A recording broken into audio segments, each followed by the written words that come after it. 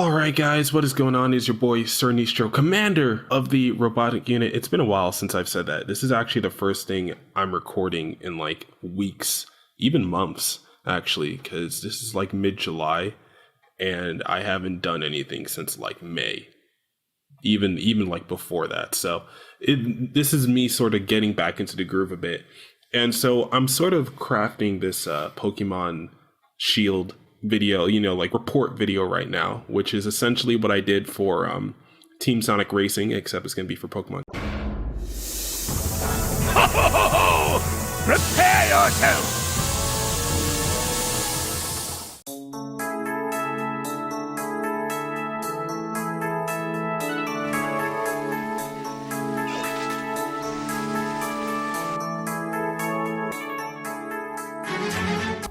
So one giant criticism of Pokemon Sword and Shield is that the games are too easy. The game had a lot of quality of life updates, like the lack of needing to grind due to the changes in the experience share, raids giving you strong items or TMs or Pokemon, and even the plethora of Pokemon to choose from in the wild area. In previous Pokemon games, you'd usually have the access to about 10 to 15 different types of Pokemon before the first gen. In Pokemon Shield, there's around 80 Pokemon to choose from before the first gen. There's 8 different Pokemon in Route 1 alone. This wide range allows you to customize your team in many different combinations, but also will naturally remove the difficulty of needing to find a particular type of Pokemon for a typing advantage later in the game. But with the way you see wild Pokemon in the overworld, it makes random encounters a thing of the past by removing some of the possibilities of being surprised. None of these mechanics are inherently bad things, but when put together, they left some players unsatisfied with the game, feeling too easy for the average player. Well, there's a saying that goes, good men don't need rules, and today is not the day to find out why I have so many. I'm gonna be completely honest. I think the too easy complaint is ridiculous for Pokemon games. In a normal game, you can choose how difficult your game is from the beginning. You can choose easy, merciless, you can choose hard, you can choose whatever difficulty suits your need. In the Pokemon series, where the RPGs have some of the most flexible experiences in all of gaming history, we don't need to have to play the game like normal. We can change the rules and increase the difficulty ourselves with challenges such as Nuzlockes. So to give you guys a genuine taste of how a Nuzlocke can be more difficult than your average playthrough, I decided to give you guys a recorded playthrough of my own Nuzlocke with my own set of rules and quirks. If you're wondering what a Nuzlocke is, Nuzlockes are self-imposed rules by the player to increase the difficulty of playing the game. You have to follow these rules yourself, since the game doesn't actually have an option to play the game in that particular manner. These changes are made to try to give the player a unique experience, make them try out Pokemon that they wouldn't try out normally, and simultaneously build a strong bond with the Pokemon that they use. That being said, Nuzlockes usually have 2 main rules. The first rule being that any Pokemon you catch must have a nickname, and the second is that any Pokemon that faints is considered dead. That means no revives, no second chances for anyone that faints. These 2 rules together are to make it brutal when you lose a Pokemon, because it makes you build a strong affection for a Pokemon, and to lose it so suddenly can be devastating. If you think, oh, I can just get another one, well, then guess again, because that won't be happening so easy either. There are limits to what you can catch and limits as to how you can heal your Pokemon. Nuzlockes are meant to test you as a player in many ways, and without further ado, we're going to get into some of the rules of the official Nistro Nuzlocke.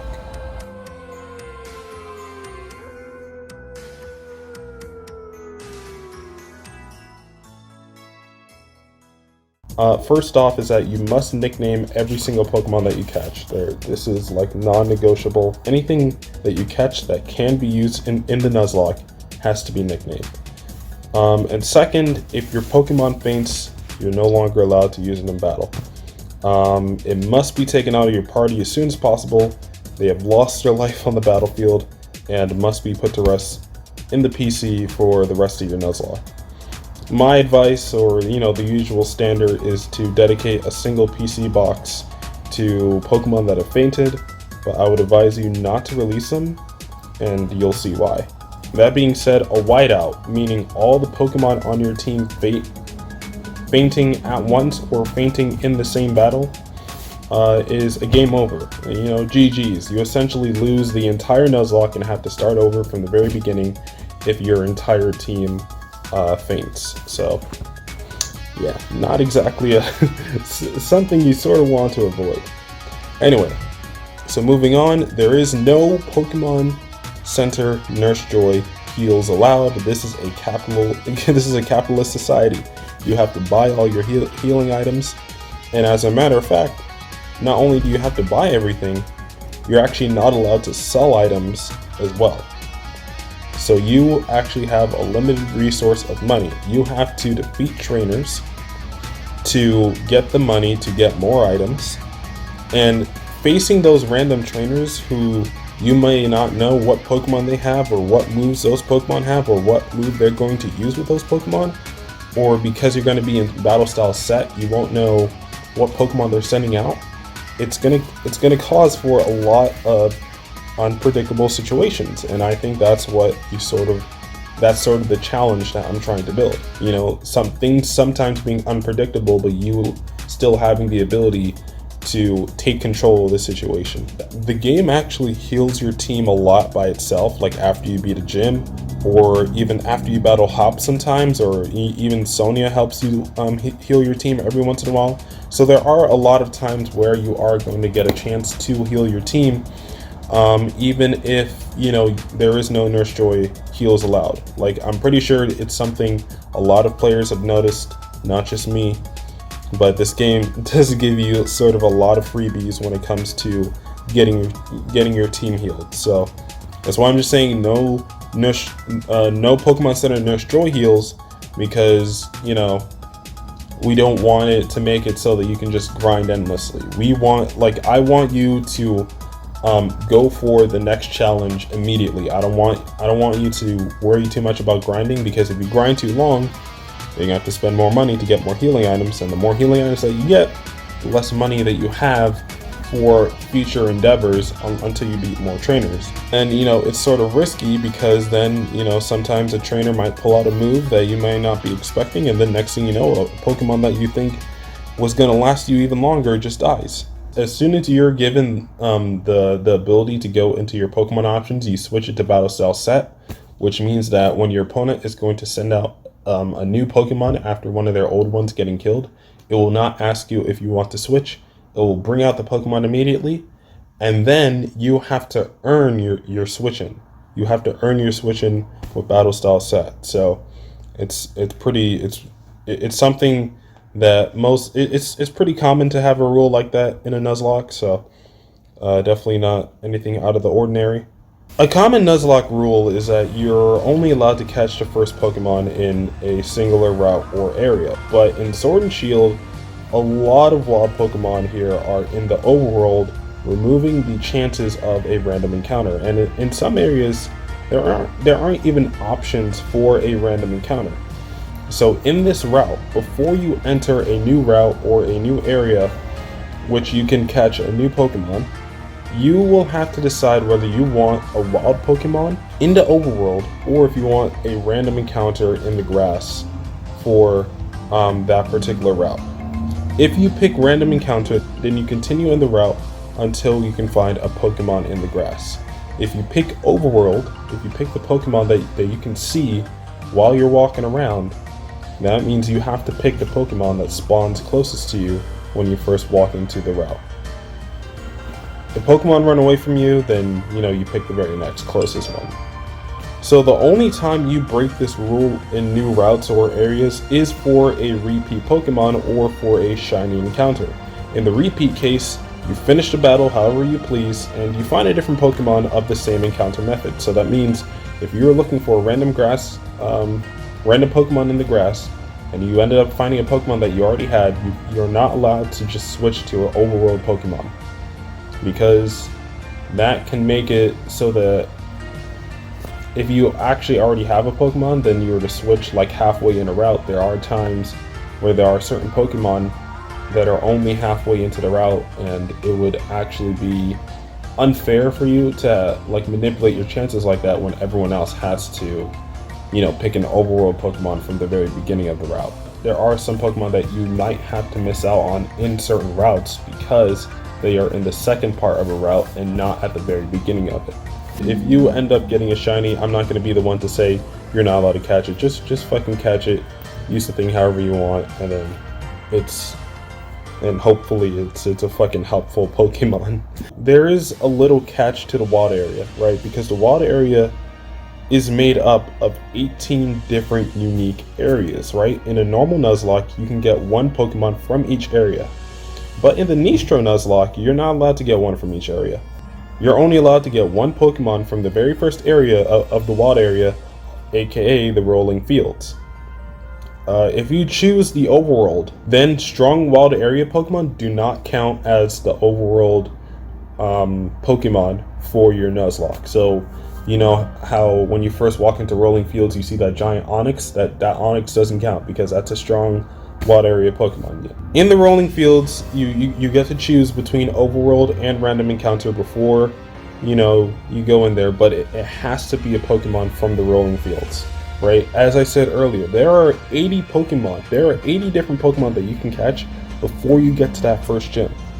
And I think it would sort of be too easy if I just gave you every single Pokemon in every route in the wild area, or in every different area of the wild area before you got to Motorstoke, because I feel like that would be a lot of Pokemon, and you'd have a start so good that the ending would be too easy.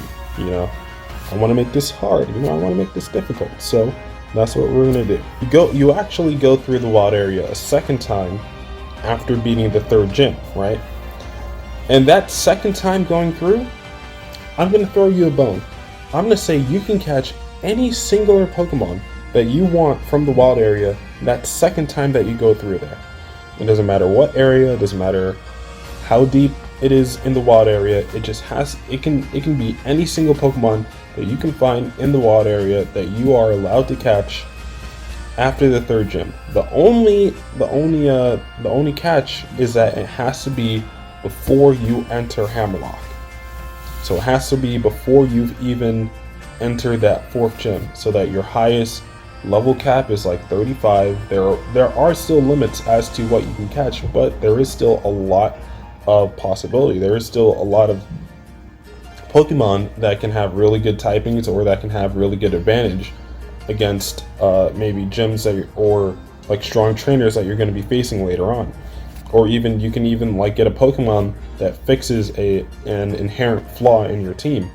That second time going through the wild area, I want you to really think about, what Pokemon do I really need to beat the rest of these 4 gyms, or what Pokemon, or what typing, or what type of thing am I lacking? I want this to be a mode where you have to think a lot about preparing for the future. I want preparation to be really, really significant in this game mode. So that's why that second time, pick any Pokemon you want from the wild area. It is my gift to you. But again, the only rule is it has to be before you enter Hammerlock. Raid Pokemon are not allowed in this Nuzlocke at all.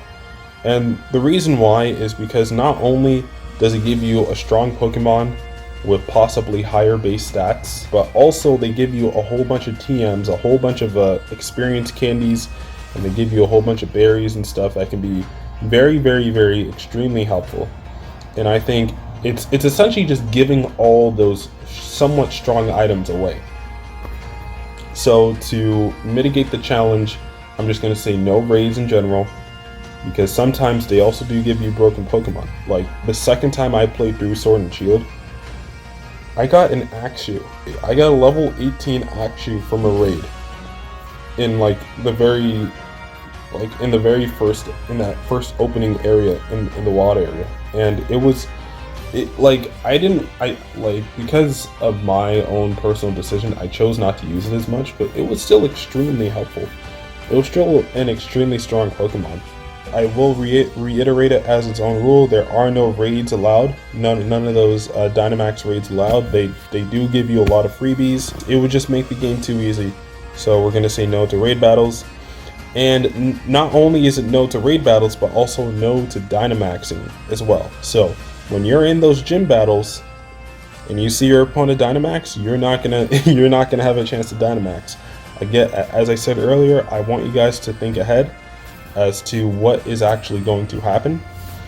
So no Dynamaxing will be allowed for this Nuzlocke challenge because I want those Dynamax battles to be a lot more tense and feel a lot crazier than even the game lets them out to be.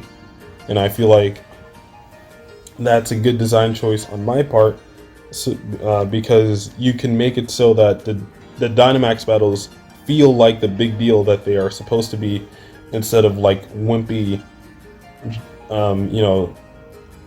gigantic versions of wimpy Pokemon, While we're on the topic of strong wild Pokemon, there actually is quite a little gimmick in the Nistro Nuzlocke. So if you kill one Pokemon that's 10 or more levels higher than the highest level of your party, you get to use one revive in the Nuzlocke.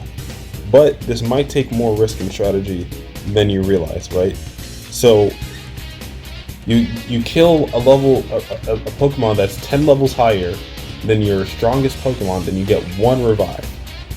If you do that 5 times, if you kill that Pokemon 5 times, then you actually get to use a game over pass. I'm sure great minds think alike, so somebody has come up with a rule like this at some point in history, but if not, then yeah, my Nuzlocke will allow you the opportunity to get revives at very costly circumstances.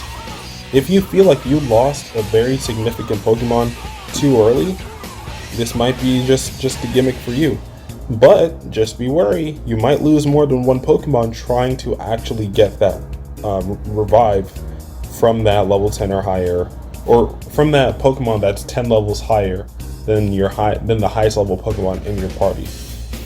Right? So if you're not careful, it's nowhere near an easy thing to do, and if you're not careful, you'll lose more than what you'll gain by winning. But if Sword and Shield is so easy, I'm sure you guys will be fine.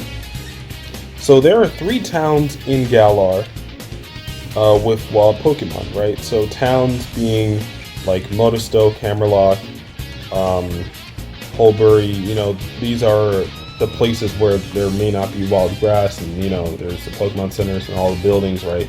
These also count as their own areas, and so there are 3 different towns where there are wild Pokemon.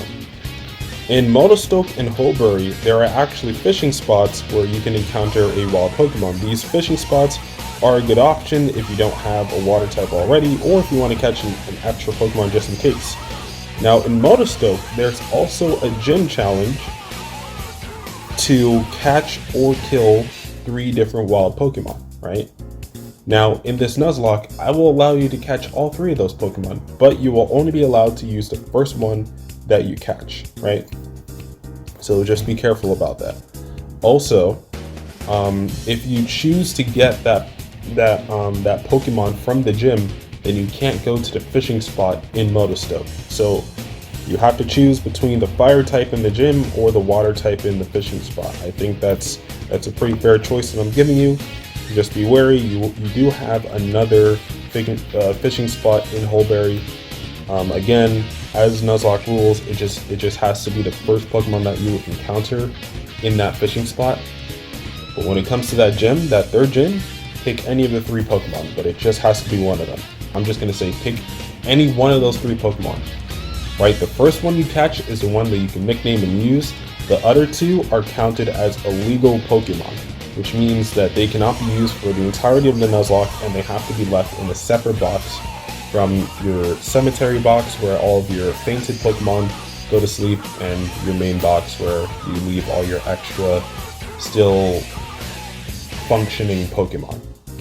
After Holbury and Modestoke, there's actually Turffield, and this is where it sort of gets interesting, because there's this big rule in Nuzlockes where you're not allowed to use legendaries.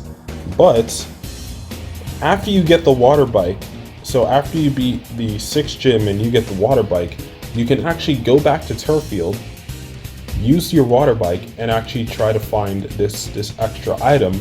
But as you're going down the water, there's a wild level 50 Crawdaunt just sitting there. It's just sitting there. It sits there indefinitely until you catch it. So that wild Crawdaunt is all yours. It is free range. You can consider it the actual legendary of your game. And the reason why it is because Eternatus, the legendary that you catch before you beat the game, would not be allowed for use because it is a legendary, right? Crawdaunt, it is the first Pokemon, the first wild Pokemon that you would see in Turffield.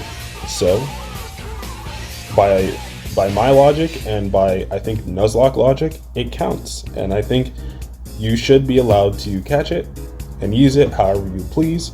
Just be wary, it's level 50, it knows Sword Stance, so if you don't catch it nearly immediately, it is going to do some damage to you.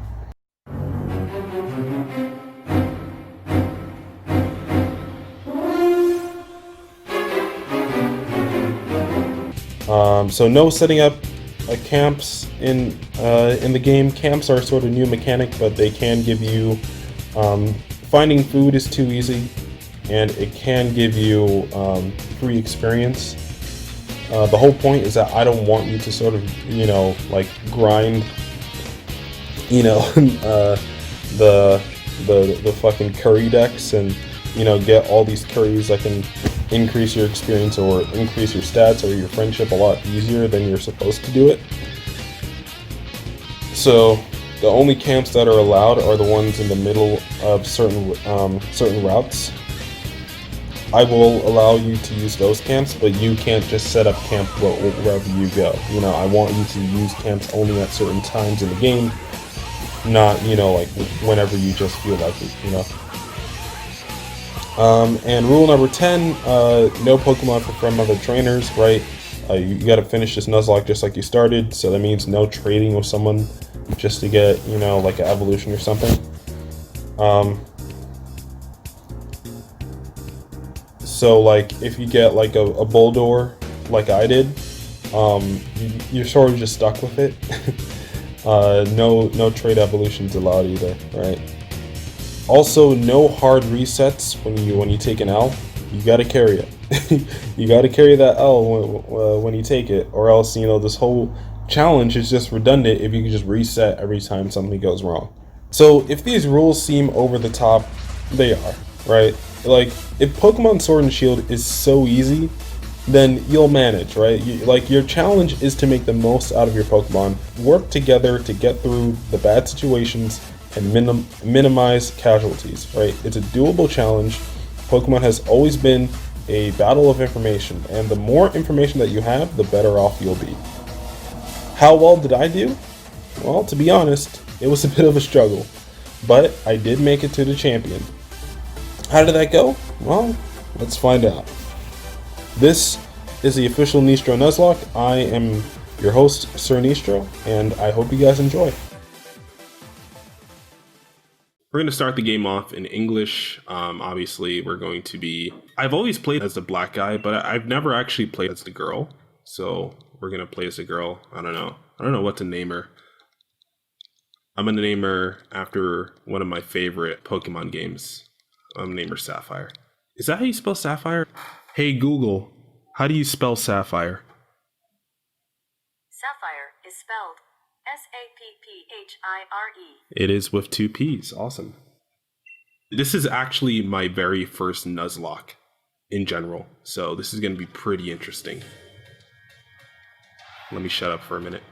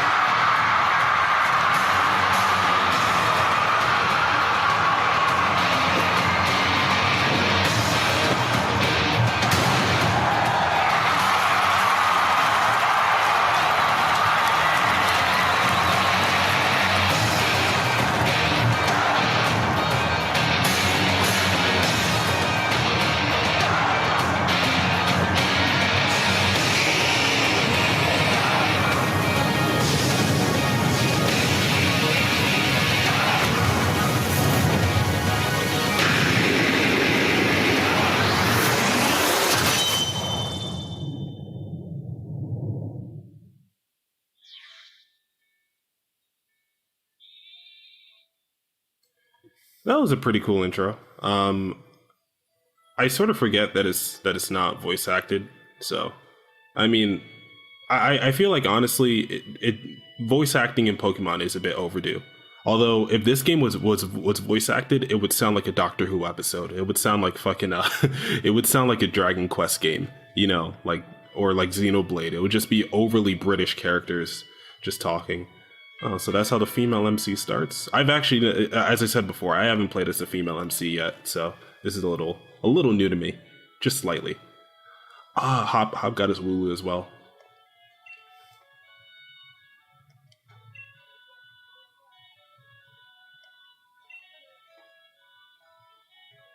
And you know, the mom looks just like you. I've always played as the same skin tone character, so my mom has always looked exactly the same.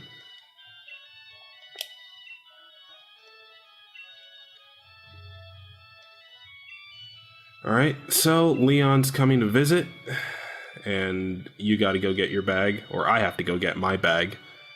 Get that bag, get that money. Alright. I like that we have a Munchlax at home. If you ever played Pokemon XD or Coliseum, you would know that Munchlax is like a really annoying Mon, but... Alright.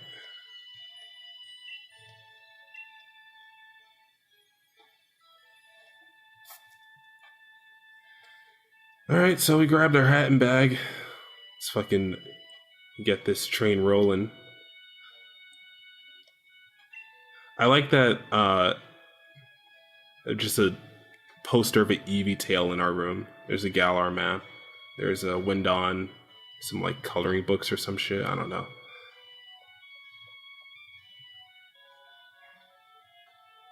And here we are, the great outdoors.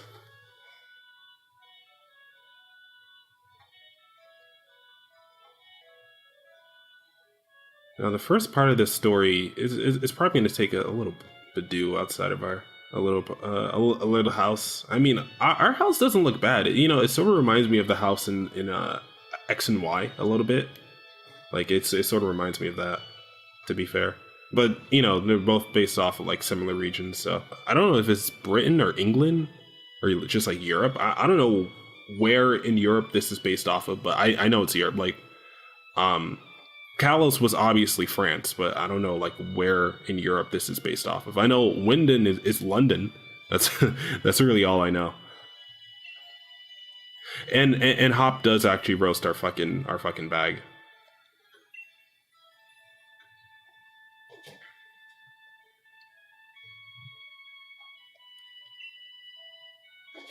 This Wooloo is one of my favorite parts of the one of the game.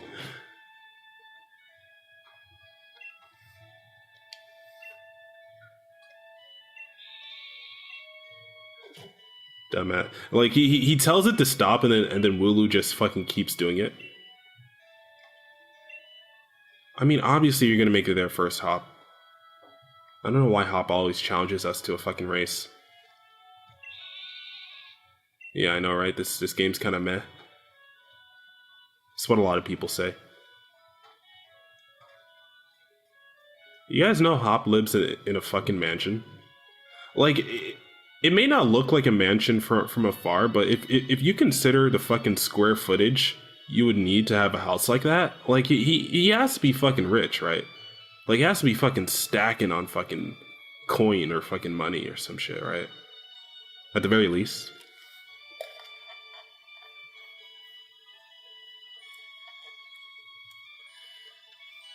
And there's his mom's.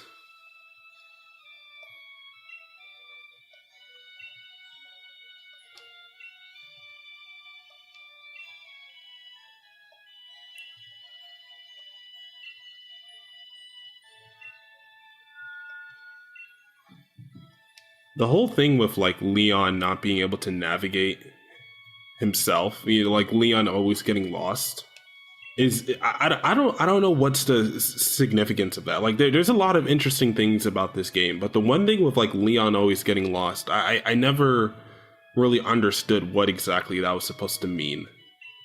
is that just them creating a quirky character flaw just to be quirky? Like they needed Leon to have a big flaw, and they were like, okay, what can we do? Well, he's the champion. He's practically unbeatable. So how do we stop him? We make him always get lost. Wow, that's such a unique idea. All right. Yeah, Mom says she's gonna cook up a barbecue by the time we get back. Got a purloin in a room. Now, is this Hop's dad or his granddad? That's a real interesting question. They got pics of Leon. They got trophies and shit. Ain't no way you only got 3 trophies. Yeah, the little extra pic right there. Is that Leon? That looks like Leon. Maybe that's Leon when he was a gym challenger. Actually, that's real interesting. If it wasn't so low quality, I'd feel like I could zoom in a little more. Who's that on the right there? I can't tell. I've never actually walked in here and looked at all the fucking photos on the wall. Some more Galar. I can't tell what that is right there, but hey, I mean, at least they got their little Leon shrine going on. Yeah, I mean, I could definitely see why his brother would be considered a superhero if you're like indoctrinating him with all this Leon fucking shit, right? Oh, I forgot I have autosave on as well. This is Hop's room, I believe. He has his brother on his wall. He has Pokeball types. Hop uses none of these Pokemon yet. He has like dynamic posters for all of them. Is that a Krogunk statue?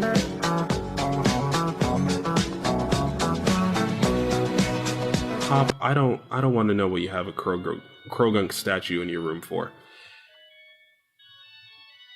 Alright, he has a whole bunch. Look at how many hats Leon has. I've never realized that.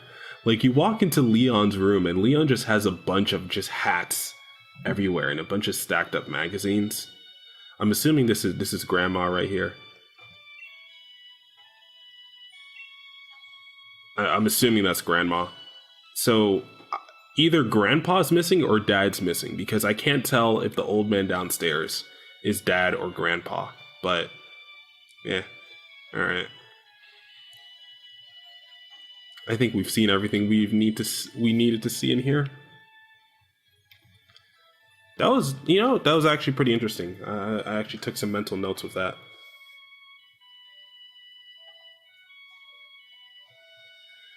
All right.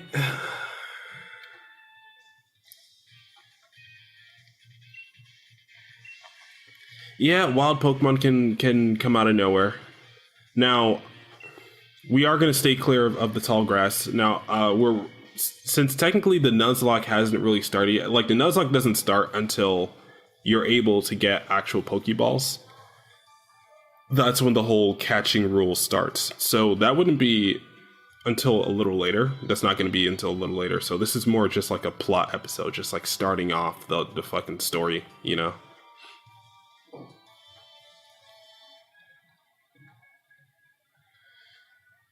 And there he is, Champion Man himself.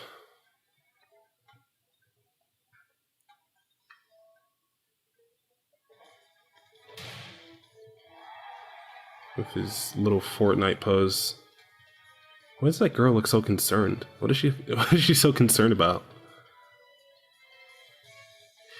There's actually a theory that Leon was supposed to be the champion in the Alola region. But they scrapped that idea because they changed the Alola region to not have a champion. That's why in like X and Y they hinted at the Alola region champion being nearly unbeatable. And that's also why Hop and the rival from Sun and Moon, which I never played Sun and Moon, so I don't know his name, like How I think his name is. That's why they're pretty much like the same, and like they're both like racially ambiguous characters. Like Hop is a little dark skin, Leon's a little dark skin. They're like light skin, dark skin people, It's not really clear where they are, or not where they are, where they're from.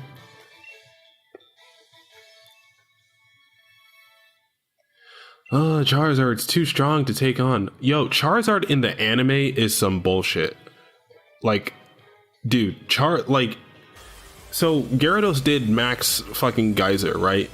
And then Charizard did max Lightning on the Gyarados as it was doing max Geyser, and somehow the max Geyser fucking just stopped, right? It just stopped right there. I mean, I guess Charizard's faster, so it would be able to move first.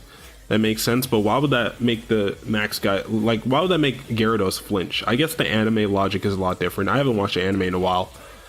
But there is also the battle against Raihan, where if you do max guard against his fucking G-Max Wildfire, the shit just hits you and then it comes back when you're not guarding anymore. It's so ridiculous. It's so ridiculous what Leon can do. Like, they make him look unbeatable in the game, but, you know, it's a game, so, you know, you still have the capacity to beat him. In the anime, it just looks like complete nonsense what Leon can do. Yeah, but Leon wants the next generation of trainers to be strong as well, so... I'm talking so much right now. We're like 17 minutes in, when we're supposed to only be like 5. Like, this is supposed to be like something we see after like 3 minutes of fucking gameplay.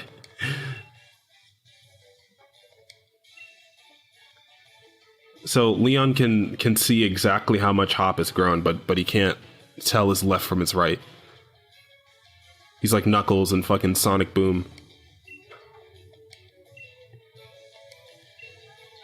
Yes, Sapphire, that's me, the name of one of my favorite Pokemon games from my favorite region.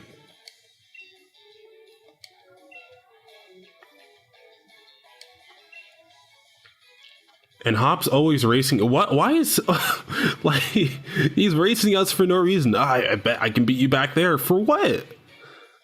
Well, what's the point of always being in a fucking rush? I mean, I get that that's Hop's fucking thing, but still.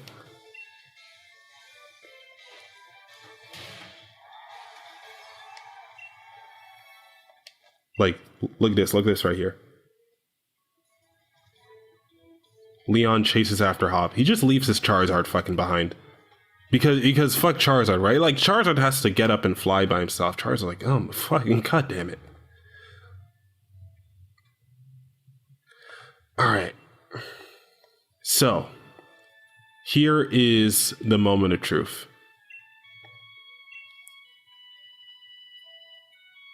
This is it right here.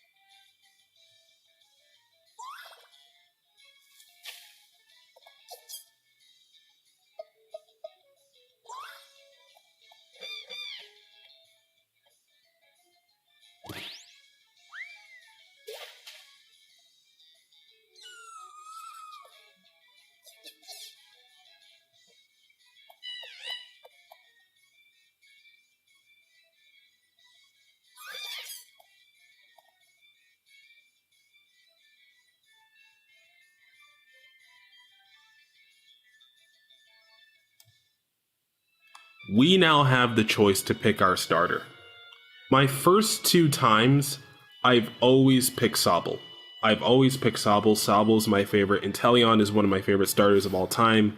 You know, other than, you know, like Sceptile and Bulbasaur and fucking Empoleon. But, so, you know, Inteleon's pretty up there.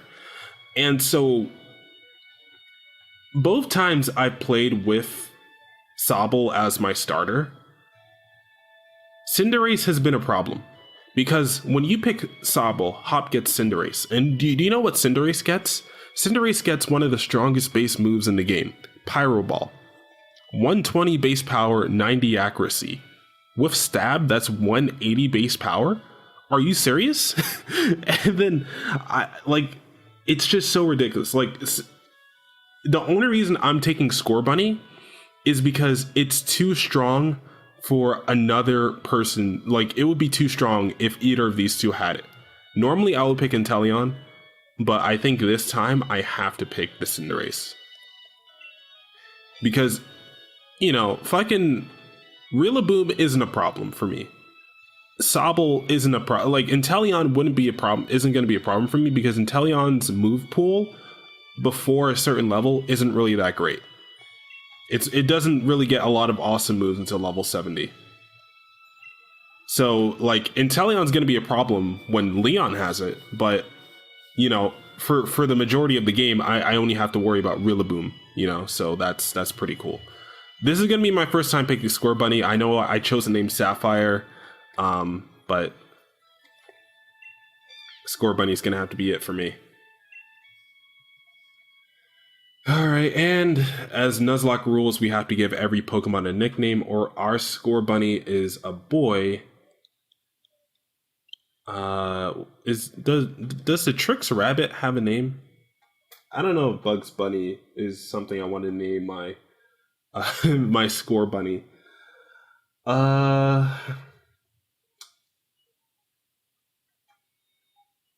don't want to name it Chungus either, because Chungus wouldn't really be accurate. Something meaningful. What's meaningful to me? All right. Well, it's not meaningful to me, but when I think of Cinderace, I think of sports, and when I think of sports, I think of esports, but I don't just think of regular, but when I think of esports, I don't just think of regular esports, I think of esports. If you guys ever watch Etika streams, that one time... Escorts. What the fuck is an escort? Oh, escort. I'm tripping. Don't touch me, okay? Alright, escorts. Let's fucking do this.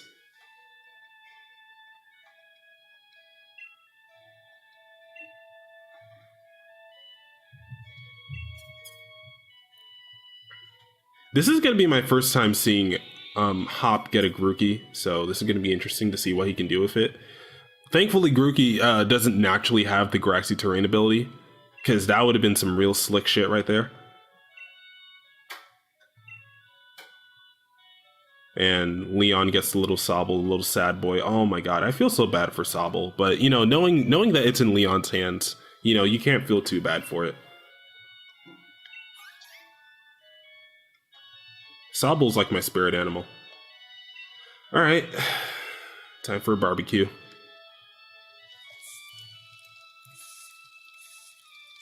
Another thing about Scorbunny is, because I feel Scorbunny, like, just fits Hop's personality so well. You know, like, always in a rush, always, like, fiery, fucking energetic. You know, I felt Scorbunny was... And he always runs everywhere, too. I felt Scorbunny was the perfect Pokemon for him.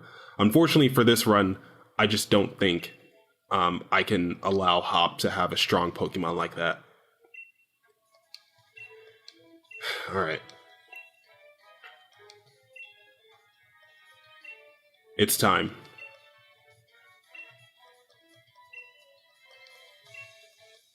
For our first rival battle.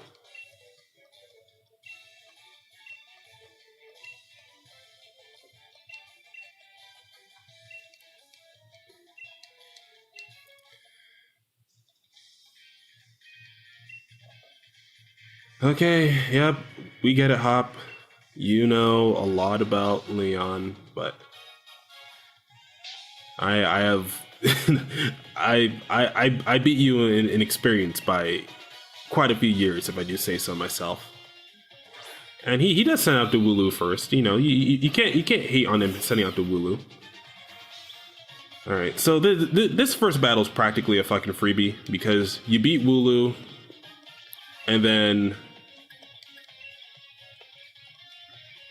And you know, look at that. You know, when the game first starts out, you know, like Scorbunny runs up to attack the opponent. So you know, the animations aren't bad at the beginning.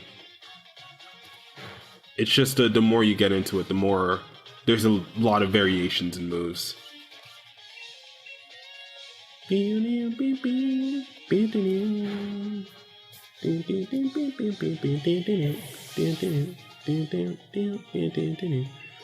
Alright, we got the level up.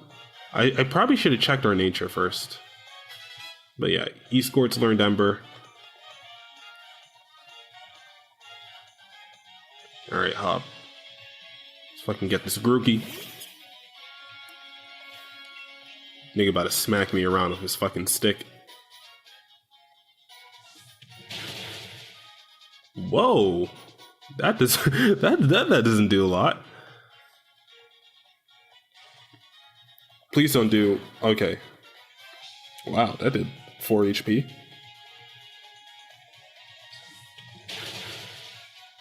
Yeah, Scorbunny isn't amazing at special attack moves. We're definitely going to need to grind up a little bit before we can fucking face hop again, because I don't want Scorbunny to die early. I mean, I don't want Escorts to die early. Alright, there goes Hop. Ah, man. You know, that's a lot easier with fucking Sobble. I guess this entire run is just going to be me complaining about how easier things are with Inteleon than they are with Scorbunny.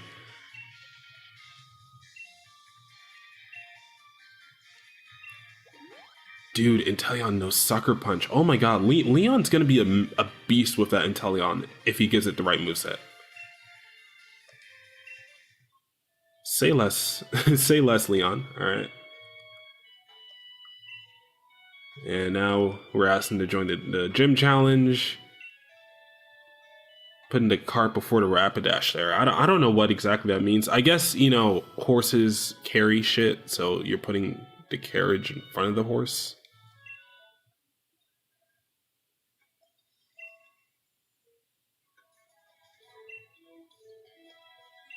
Yeah, I mean, getting a Pokédex isn't going to be hard, you know.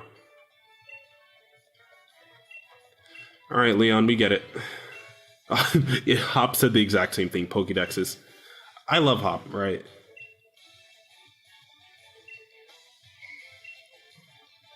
All right, so we got to go tell Mom that we're heading out.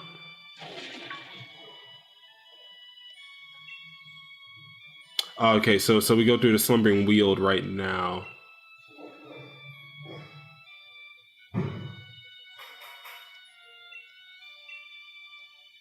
So I don't have to...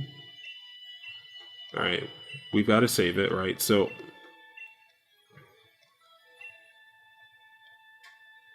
Alright, so here's where we start to get a little serious. So first off, options. We have to put battle style. Oh shit, no, come on. We have to put battle style onto set. And yeah, give auto save off because we don't want that. Show nicknames, yes, skip movies. No, we're gonna keep them on just for the content, you know. Alright. Okay, let's check our Scorbunny. Escorts. So, we actually did get a pretty good nature. We are pretty blessed with the fucking jolly nature. So, Scorbunny's gonna be pretty fucking fast. Scorbunny's gonna be pretty fucking fast. That's actually real nice. Okay, that's a good start. I wasn't too confident in fucking Scorbunny, but hey.